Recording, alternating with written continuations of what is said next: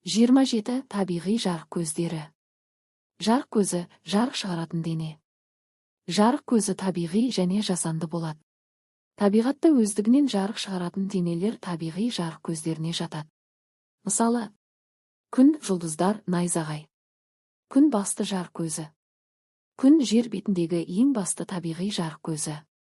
Күн жарық түсіреді және жылу таратады. Күннің сәулесі болмаса, жердің бетін қара түнек басар еді.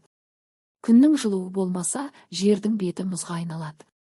Жарық шығаратын тіршілік иелері. Кейбір жәндіктер мен жануарлардың өз денесінен сәуле шығару қасиеті бар.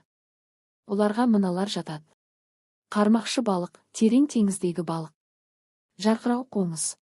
Светлячок. Медуза. Ай туралы маңызды дерек. Ай жарық көз емес. Айдың өзінің сәулесі болмайды. Ол тек күн сәулесі түсіп тұрған жағынан ғана жарық болып көрінеді, күн сәулесін шағылыстырады. Пайдалы кеңестер мен сұрақтар. Қауіпсіздік. Табиғатқа серуенге шыққанда күннен қорғану керек. Бас киім киіп, күннен қорғайтын көзілдірік таққан абзал. Ойланайық. Дала күндіз неге жап-жарық болады? Себебі күн сәулесі түсіп тұр.